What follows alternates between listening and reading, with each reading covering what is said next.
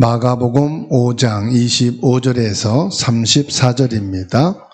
12해를 혈류증으로 알아온 한 여자가 있어 많은 의사에게 많은 괴로움을 받았고 가진 것도 다 허비하였으되 아무 효험이 없고 도리어 더 중하여졌던 차에 예수의 소문을 듣고 무리 가운데 끼어 뒤로 와서 그의 옷에 손을 대니 이는 내가 그의 옷에만 손을 대어도 구원을 받으리라 생각함일러라. 이에 그의 혈류 근원이 곧 마름에 병이 나은 줄을 몸에 깨달으니라. 예수께서 그 능력이 자기에게서 나간 줄을 곧 스스로 아시고 무리 가운데서 돌이켜 말씀하시되 누가 내 옷에 손을 대었느냐 하시니 제자들이 여짜오되 무리가 애워싸는 미는 것을 보시며 누가 내게 손을 대었느냐 물으시나이까 하되 예수께서 이 일 행한 여자를 보려고 둘러보시니 여자가 자기에게 이루어진 일을 알고 두려워하여 떨며 와서 그 앞에 엎드려 모든 사실을 여쭈니 예수께서 이르시되 딸아 내 믿음이 너를 구원하였으니 평안히 가라. 내 병에서 놓여 강건할지어다. 아멘. 오늘 말씀 중에 34절입니다. 내 병에서 놓여 강건할지어다. 그러면서 예수님 말씀하시기를 평안히 가라 하십니다. 이 땅에 복음이 되어 오신 예수님께서 모든 걸음걸음은 하나님의 절대 계획을 이루는 시간표 속에서 인도받고 계십니다. 배를 타고 가는 여정 속에 큰 광풍이 일어나고 바다는 파도로 인해서 배가 깨어져 거의 죽게 되어지는 상황에 이르렀을 때 예수님께서는 고물에 누워 주무셨습니다. 그리고 제자들이 예수님을 흔들어 깨울 때 예수님께서 어찌하여 믿음이 없느냐 말씀하시죠. 그리고 건너편 거라사 땅에 이르렀을 때에 산과 무덤 사이에 새 사슬로도 메어놓을 수 없고 사람의 힘으로도 억제할 수 없는 귀신 들린 자를 치유하시. 그리고 예수님은 배를 타고 또 건너편으로 건너가십니다. 예수님의 걸음을 보게 되면 거라사 지방에서 군대 귀신 들린 자를 치유하시고 다시금 배를 타고 건너가시고 예수 그리스도가 아니면 이 귀신은 해결할 수가 없어요. 이 영적인 존재인 사단은 죽는 존재가 아니에요. 이 거라사 지방의 산과 들과 무덤 사이에서 자기 몸을 자해하면서 고통 속에 있는 이 자를 이 더러운 귀신에서 해방시킬 수 있는 유일한 분은 참된 권세와 능력을 가지신 예수 그리스도밖에는 치유할 수가 없는 거예요. 어떤 의학으로도 어떤 의술로도 어떤 세상의 권세자도 어떤 종교의 힘으로도 이 사람을 치유할 수가 없어요. 참된 왕으로 오신 하나님의 아들이 오신 것은 마귀를 멸하려 하심이라.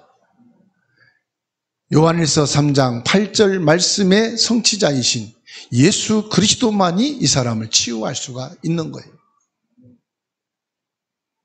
이 사람 한 사람을 치유하시고 배를 타고 다시금 건너가셔서 가버나움에 이르러 큰 무리가 모여있는 상태에서 야이로라고 하는 회당장이 예수님께 찾아와 무릎을 꿇고 내 어린 딸이 죽게 되었으니 그 머리에 손을 얹어 기도해 주시고 구원하사 내 딸이 살기를 원합니다. 이 야이로의 회당장의 간구하는 기도를 들으시고 즉시 그와 동행하시는 중에 많은 무리들이 예수님을 이어싸고 길을 갑니다. 그러던 중에 오늘 25절로 34절에 12년 동안 혈류증으로 고통받던 한 여인이 예수님의 옷자락을 만지는 사건을 통해서 12년 동안 의사에게 찾아갔지만 치료되지 않았고 있는 재산까지 다 허비하고 오히려 병은 더 중하여져서 고통이 심해진 상태였음을 말씀하고 있어요. 당시에 혈류병 걸렸다 하는 것은 사회적으로 부정한 사람으로 취급받아 가정에서도 함께 살 수 없고 사회생활도 할 수 없고 고립되어지고 외롭고 절망적인 삶을 살고 있는 이 여인에게 한 줄기 희망이 생깁니다. 예수 그리스도에 대한 소문을 듣게 된 거예요. 오늘 27절에 말씀하고 있습니다. 절망과 좌절과 포기 상태에 있는 이 여인에게는 한 줄기 희망의 빛이 비친 겁니다. 이것은 그냥 희망사항이 아니에요. 아, 내가 살겠구나. 그런 빛이 아니에요. 생명의 빛 되신 예수 그리스도에 대한 소문을 들은 거예요.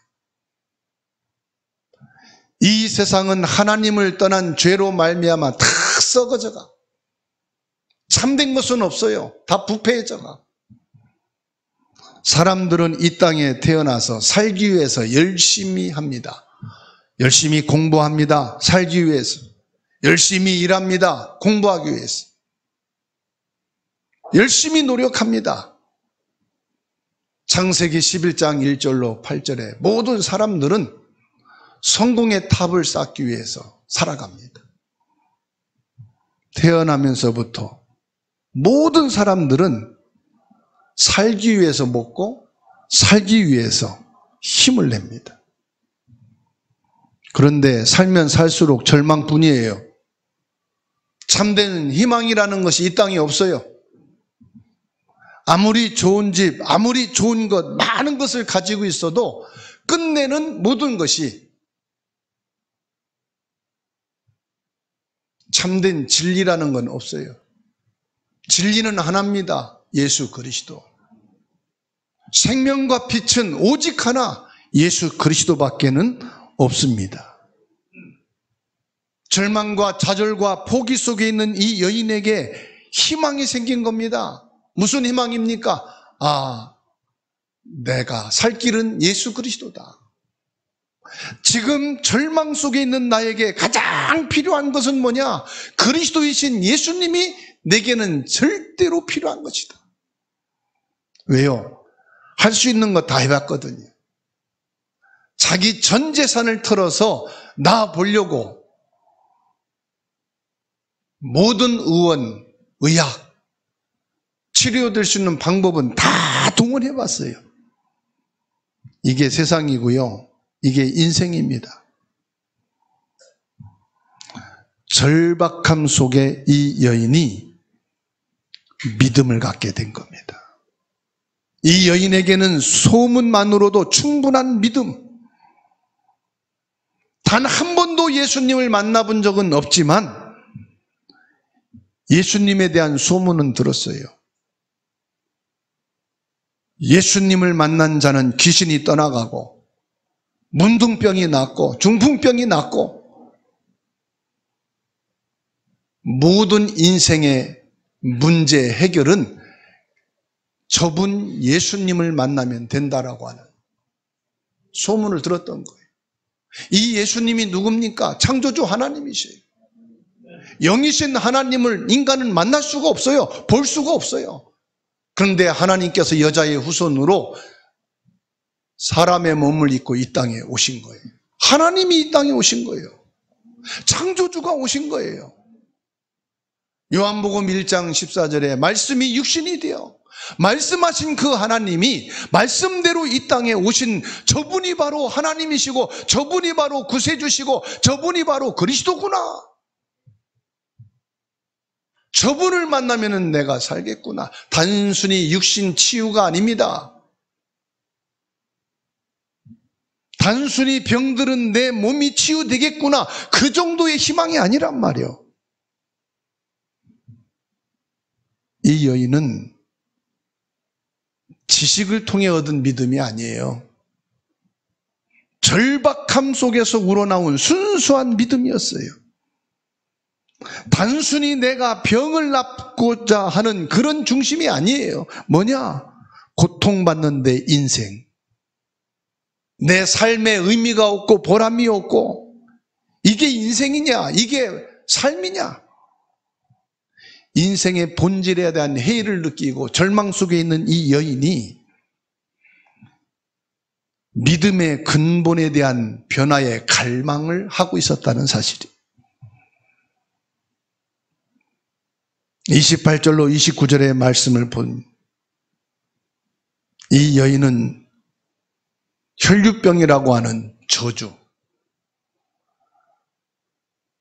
사랑하고 함께하는 가족과 함께 살 수 없는 재앙받은 질병,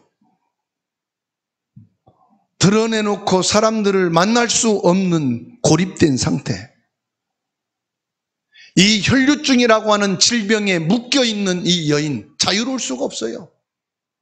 이건 뭘 말합니까? 죄에 묶여있는 인간의 본질을 말하는 거예요. 사단에게 잡혀있는 운명적인 상황. 사람들에게 발각되면 돌에 맞아 죽어도 살인이 아니고 죄가 아니에요.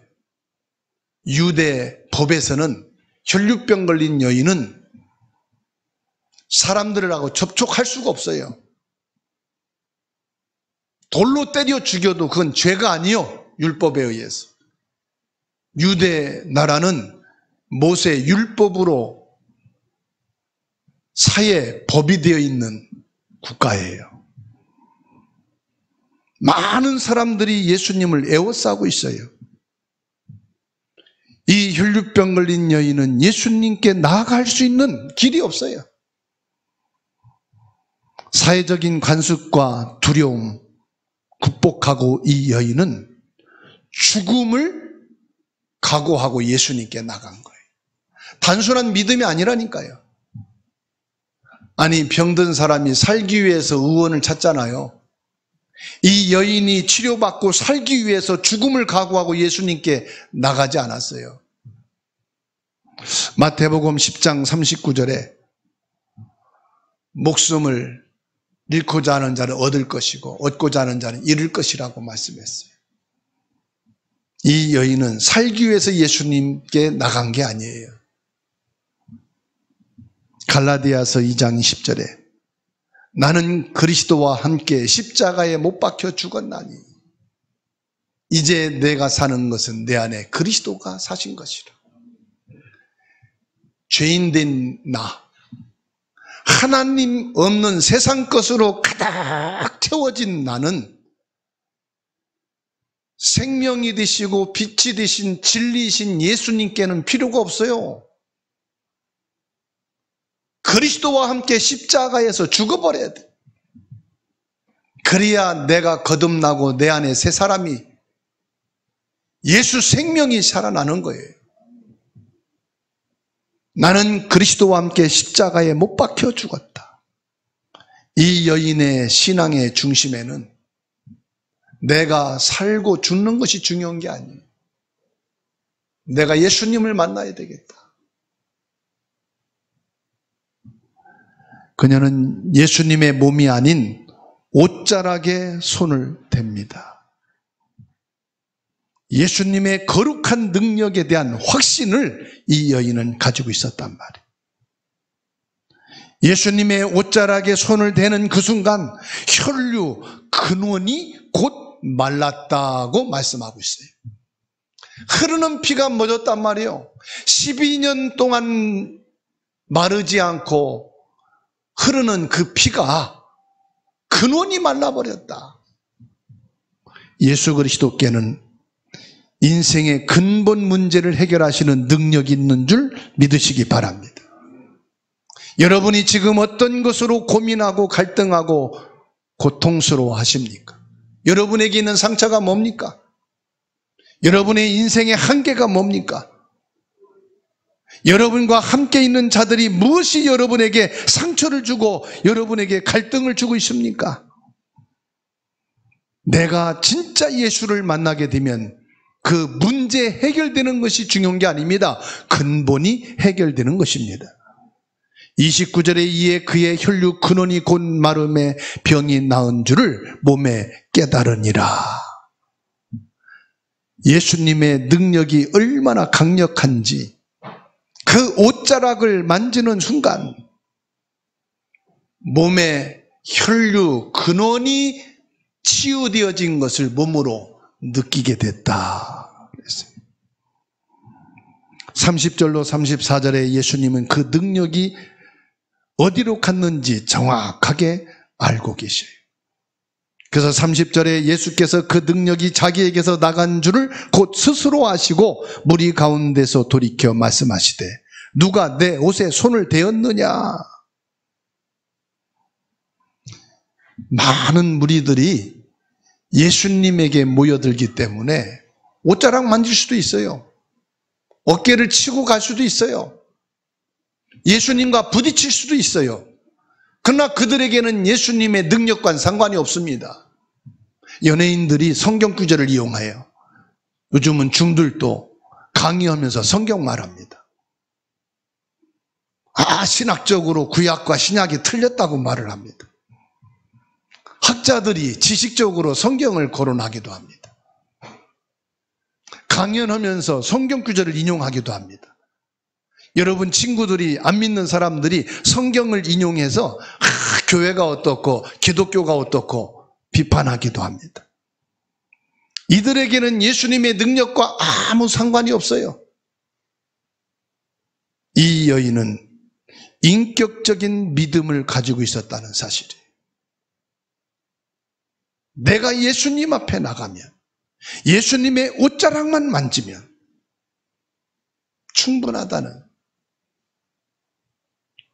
사랑하는 성도 여러분, 오늘 주님의 말씀이 내 영혼 속에 레마로 임재하게 되기를 축원합니다. 평생 성경을 읽고 연구하고 교회를 다녔는데도 인격적인 믿음이 안 되면 지식적으로 성경을 알아요. 이론적으로 알아요. 예수님과 나와는 아무 상관이 없어요. 제가 목회를 30여 년간 넘게 했는데, 그리고 복음 속에서 훈련을 받고 신앙생활 해왔는데, 제 가슴에 2%가 말씀에 대한 갈증이 생겨요. 이 말씀에 대한 2%가 내게 부족한 것이 느껴져요. 이것을 어떻게 하면 채우고 해결을 받을 수 있을까? 하나님의 성령이 제 가슴에 임했어요. 말씀이면 된다. 말씀을 따라가자. 말씀대로 믿자. 말씀을 해석한다, 묵상한다, 그거 다 필요 없는 거. 인간적인 해석이, 인간적인 방법이에요. 하나님의 말씀이 제 가슴에 믿음으로 부딪히기 시작했어요. 이 말씀이 나의 생각을 바꾸고 나의 마음을 바꾸고 내 영적인 인격이 바꾸어지기 시작했어요. 그때부터 말씀의 능력이 나를 변화시키는 것을 보게 됐습니다. 예수님께서 말씀합니다. 누가 내 옷에 손을 댔느냐? 여인은 두려워 떨며 자신이 한 일을 예수님 앞에 낱낱이 고백합니다. 여인의 말을 들은 예수님께서 딸아 말씀하시. 딸이란 말은 지숙한 용어지만은 딸이란 말은 무슨 말이냐? 내 믿음이 너를 구원하였으니 평안히 가라. 내 병에서 놓여 건강할지어다. 예수님께서 여인을 향하여 딸이라고 부르셨다는 것은 환자가 아니고 인격체로 존중하여 하나님의 자녀로 받아들인다는 거예요. 이 시간 여러분들이 모태신앙이다. 나는 몇 년간 신앙생활했다. 나는 직분이 목사요, 장로요, 권사요, 집사요, 성도다. 그 별 의미 없어요. 세상에서 기준을 세운 거예요. 중요한 건 뭐냐? 내 영적 신분이 바뀌어야 돼요. 하나님의 자녀다. 딸아 이 말은 너는 하나님의 자녀다. 너는 천국 백성이 되었다. 옆에 분하고 인사합시다. 나는 하나님의 자녀입니다. 딸아 내 믿음이 너를 구원하였으니 평안히 가라. 더 이상 두려워하지 말라는 거예요. 더 이상 근심하고 염려할 필요가 없다는 거예요. 왜요? 내게 이제는 예수 그리스도의 생명이 들어왔단 말이에요. 그리스도의 빛이 내게 임했단 말이에요. 내가 진리 안에 있다 이 말이에요. 그리스도 안에서 이 말입니다. 예수 안에서. 예수님은 그녀의 육체적인 치유뿐만 아니라 정신치유, 영적 치유까지 완전히 하셨어요.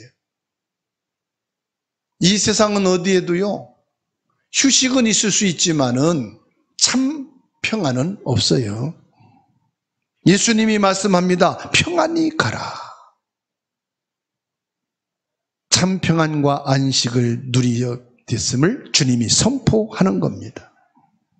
사랑하는 성도 여러분, 여러분 가정에 가도 평안이 없어요. 얼마나 일이 많은지. 학교 가도 배울 게 끝이 없어. 평안이 없어. 회사를 나가도 여러분이 사업을 하고 돈을 벌고 어디를 가도 평안이 없어. 교회 안에 가도 평안이 없어. 예수 안에만 참 평안이 있음을 믿으시고 체험하게 되기를 축원합니다. 에베소서 2장 8절에 너희는 그 은혜에 의하여 믿음으로 말미암아 구원을 받았으니 이것은 너희에게서 난 것이 아니요 하나님의 선물이라. 참 평안의 믿음은 하나님이 위에서 주시는 것입니다. 오늘 말씀을 통해서 우리가 받아야 될 교훈이 뭡니까? 어떤 절망 속에서도 예수 그리스도를 바라보라는 말씀입니다. 내가 살면서 이 여인처럼 해결할 수 없는 문제들로 인하여 절망에 빠질 때가 있다 이 말이에요. 이 시간 여러분들은 어떤 절망 속에 빠져 있습니까? 우리에게는 참된 희망은 오직 예수 그리스도입니다. 병원을 다니면서 병을 치료받기 위해서 애를 썼는데 충격적인 의사의 말을 들었어요. 이 병은 의학으로 치유될 수가 없습니다. 충격을 받아, 절망을. 불교도 가보고 천주교도 가보고 무당도 찾아가서 굿도 해보고 할 수 있는 건 다 했어요. 누가 들으니까 교회를 다니래요. 교회에 딱 4주 다녔어요. 그리고서는 목사님께 찾아가서 더 이상 난 교회 안 나갈 겁니다. 왜요? 4주 동안 교회 다녔는데도 내 병은 차도가 없고 낫지를 않습니다. 여러분 4주 교회 나간 거 많이 다닌 거죠? 4번 교회 나가서 치료받으면 그 교회는 가만히 있어도요 부흥이 아니라 대한민국 사람 아픈 사람 다 와. 아무리 명의라 해도 내변 만나서 치유된다. 대단한 능력자예요. 이 사람이 착각을 한 거지요. 평생을 그렇게 살아온 거예요.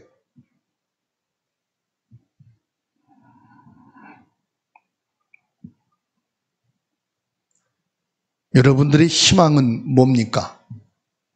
건강입니까? 돈입니까? 실력입니까? 성공입니까?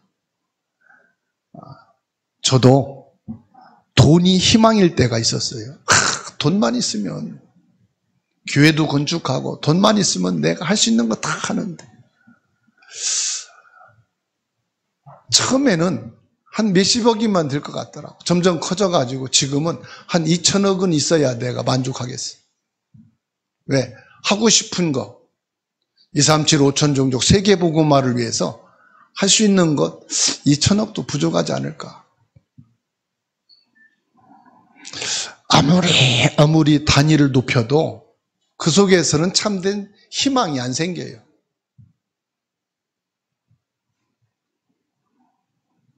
예수님께서 나의 모든 문제와 고통을 아시고 요한복음 19장 30절에 십자가를 통해서 다 이루셨다 말씀하십니다. 옆에 분하고 인사합시다. 예수 그리스도가 나의 참 희망입니다. 따라만 하지 말고 희망을 바꾸자 이 말이에요. 이 세상은 아무리 싸우려도 그거는 무너지는 참 희망이 아니라 이 말이에요. 진리의 희망이 아니라 이 말이에요. 생명을 주는 희망이 아니란 말이에요. 영원한 진리는 예수 그리스도가 나의 참 희망이 되어야 합니다. 여러분, 머릿속으로만 믿지 마세요. 진정한 믿음은 행동입니다. 머릿속에 믿음을 가지고는요, 세계복음화 다 했고 가문복음화 다 했어. 우리가 신앙생활 하면 할수록 머리를 가지고 믿어. 그냥 이 여인이 예수님께 나가면은 내가 살겠다, 예수님의 옷자락만 만져도 되겠다는 생각을 했다고 그랬어요.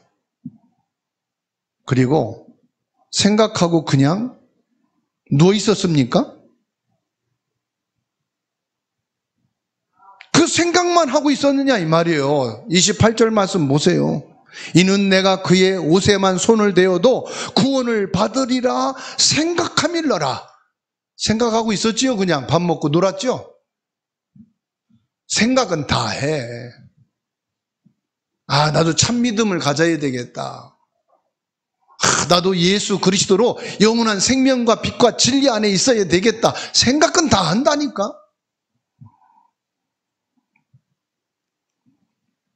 믿음은 행동이에요.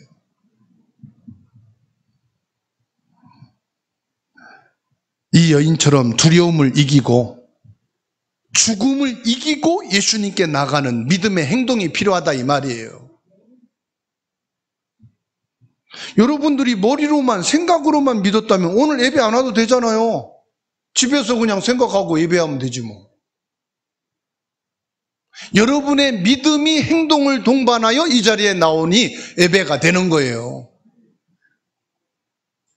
이 여인이 예수님께 나가다가 들키면 죽어요. 돌에 맞아. 사람들이 구름대같이 몰려와서 이 여인을 판단할 거예요. 저주받은 질병 걸린 자가 감히 지금 이 자리에 올 수 있느냐라고.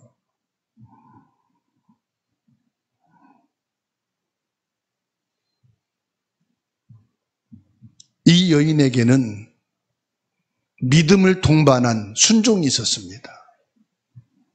예수님은 나를 온전히 회복시킬 수 있다.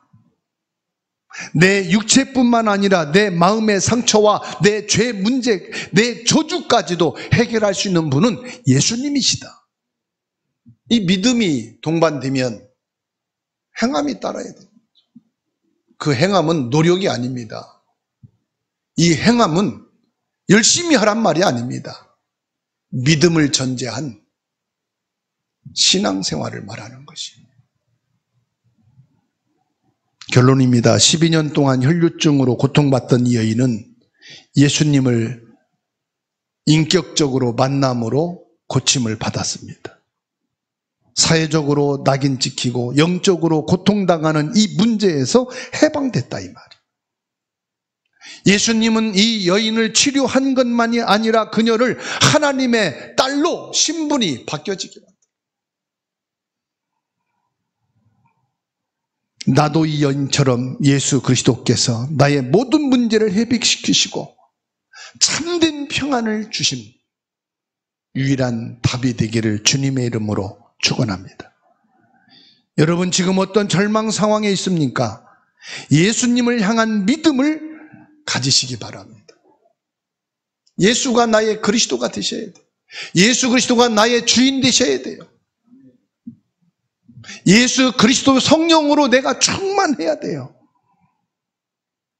야고보서 2장 26절에 영혼이 없는 몸이 죽은 것 같이 행함이 없는 믿음은 죽은 것이니라.